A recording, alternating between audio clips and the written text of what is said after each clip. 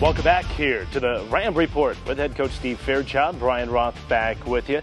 Well, the Rams and the Buffs hooking up for the 83rd time this past Saturday down in Denver, and well, this past Saturday marked the 11th time the game was played at either Mile High Stadium or Sports Authority Field. Here's Andy Morgan with more on the festivities surrounding the game. To be a CSU Ram, I'm proud to be a CSU Ram. The Rocky Mountain Showdown has without a doubt proven to be more than just a football game. It's an all-day event beginning at the crack of dawn with the tailgate party.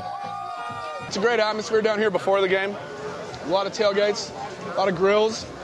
It's just a big party outside in Denver, and then you go in the stadium. It's pretty electric. It's just a great atmosphere. It's college football at its finest in Colorado. Can't ask more than that. When these programs are prominent and they're up and running, there's nothing like a Rocky Mountain Showdown in Denver. When this sells out, there's 76,000 people here. There's nothing like it. It rivals any college football scene in the country. Let's go Rams!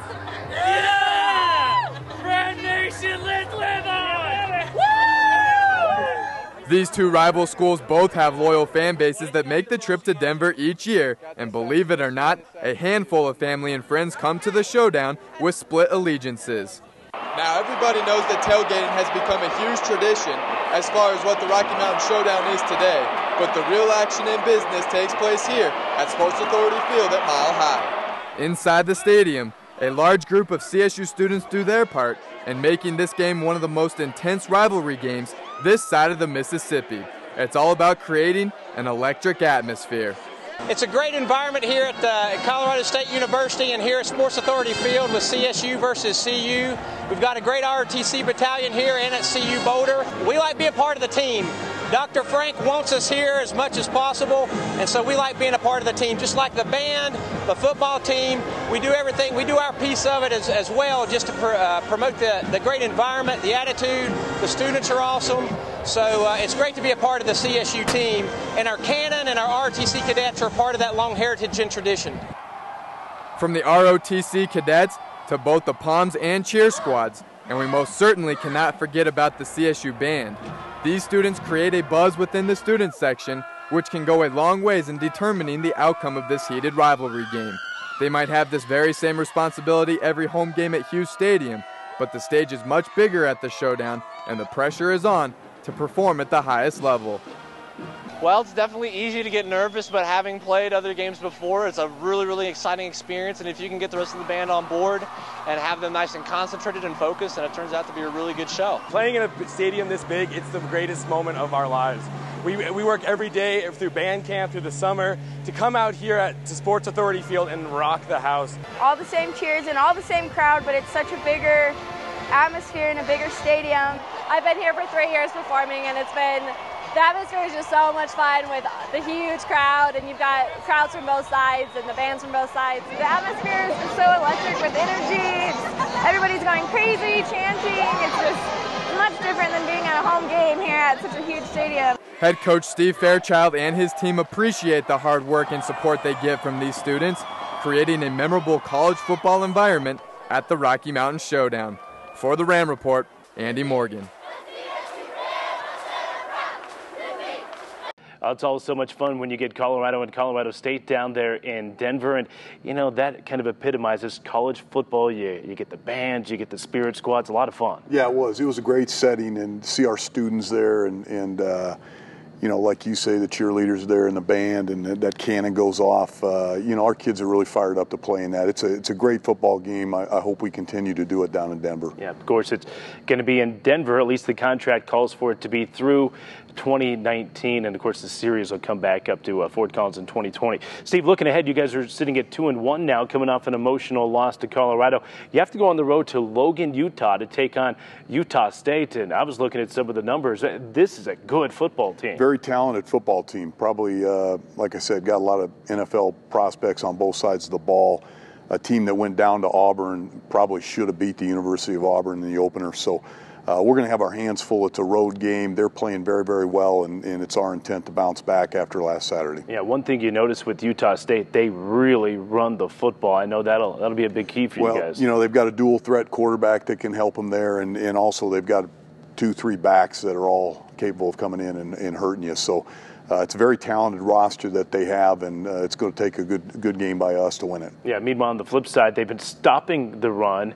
How do you guys get that run game going this Saturday? We've got to loosen things up a little bit with our pass game. You know, Gary Anderson was defensive coordinator at Utah for a long time with Kyle Whittingham, and, you know, did a really good job there. They were always good on defense, and they play physical and play good man coverage. So we're going to have to, you know, like I said, separate, make some plays in the passing game to have any success. Final thought, does the win at New Mexico 2 weeks ago on the road give your team a little confidence? I think so. You know, I think we need to do the same thing, that similar approach, and I like the way our team went down there and played, and I think we'll do it again this Saturday. Okay, Steve, best of luck. We'll see you there. Thank you very much. Okay, that's the head coach, Steve Fairchild. And, well, we'll take another break, and when we come back here on the Ram Report, we'll talk some CSU volleyball. Don't go away.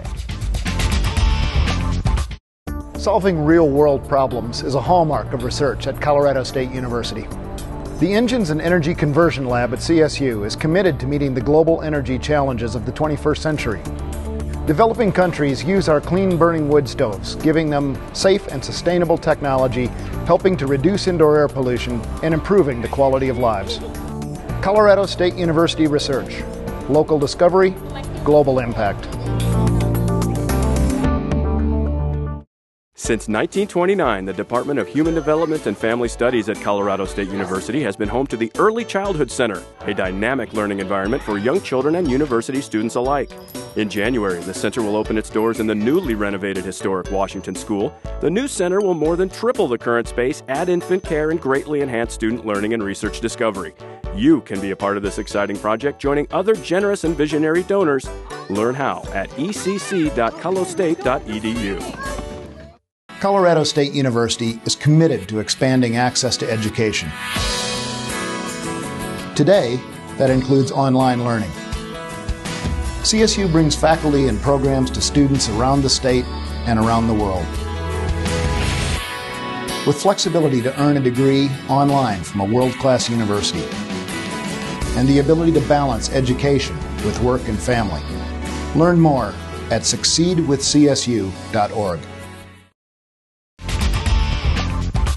Welcome back. One final segment here on the Rams Report with Steve Fairchild. Brian Roth back with you. Time again to shift gears, as we always do in this segment, and talk a little Colorado State Ram volleyball. Head coach Tom Hilbert and junior left side hitter Dana Cranston join us. Thanks for joining us, guys. And Tom, let's look back at this past week. And you only had the one match. It was down at the University of Denver, and the Pioneers upset you guys 3-1. I imagine that's something that you did not expect. No, I didn't expect it, nor did I like it very much. I just don't think we played a very good match. And, you know, Denver played statistically to their averages, and we were way under ours. We had a lot of giveaway points and just didn't kill balls. And, you know, and the credit to Denver defensively and blocking, they did a pretty good job against us, but there's just no excuse, and I think we've got to go back, and hopefully this is a wake-up call, and we go back and we shore up some things so that we can really be better as we start the Mountain West. Yeah, we talked about last week, and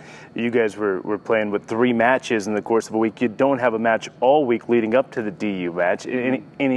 Any correlation there to why you didn't play good? You know, I think sometimes that is an impact, and you know, whether we purposefully do it or not, sometimes you have a one-match week, it's a non-conference game, the players know that it's a team that is not highly thought of, and, you know, our focus is not there, and our preparation is not there, and they have one player, young lady by the name of Kingsley, who just was incredible. Probably had better hitting numbers than any single player that we have played against yet this year.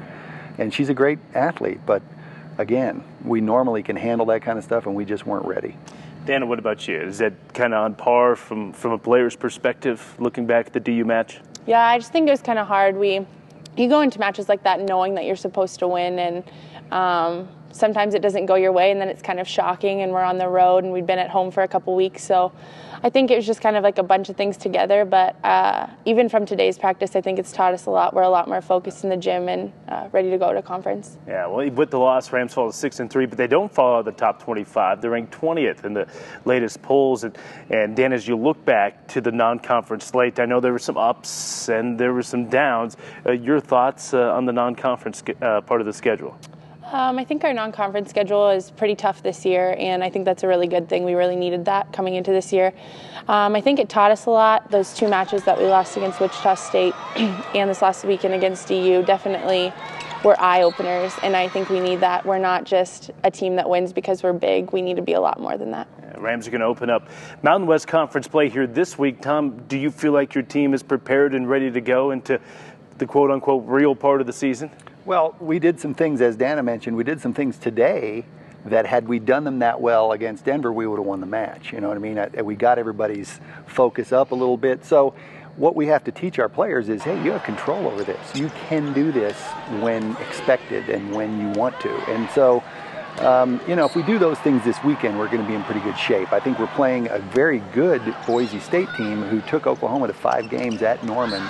And they've been improving as this preseason's gone along, and then Air Force is a much better team than they've been in the past. So it'll be a fun weekend for us, and one that'll be a nice tester. Yeah. What about you? Any extra disdain for Boise State? You spent a bunch of time up at Idaho, and I know Idaho and Boise State, they don't like each other. I really welcome Boise State into the Mountain West Conference, and we're excited to have the Broncos here in our league. Cameras are rolling. That's a great answer. We need to. You can run for state senate. I think with that answer.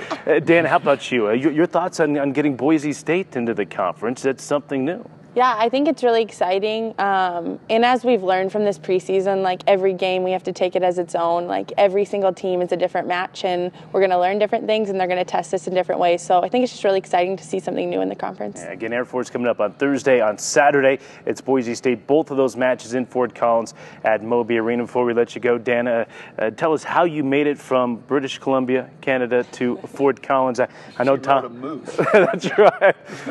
Tom has that connection up to Canada. Does he just know all the best mooses up there, or what? Yeah, moose. What do they call? What's the plural of moose? Moose.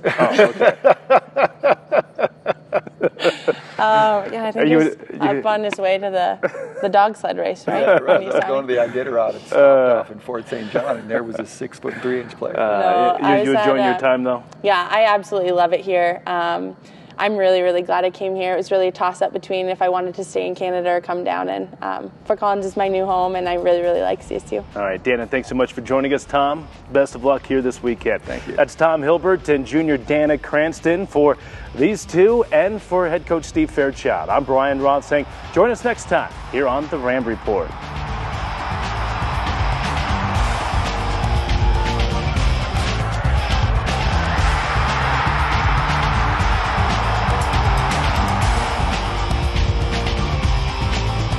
Thanks for joining us on the Ram Report with Steve Fairchild.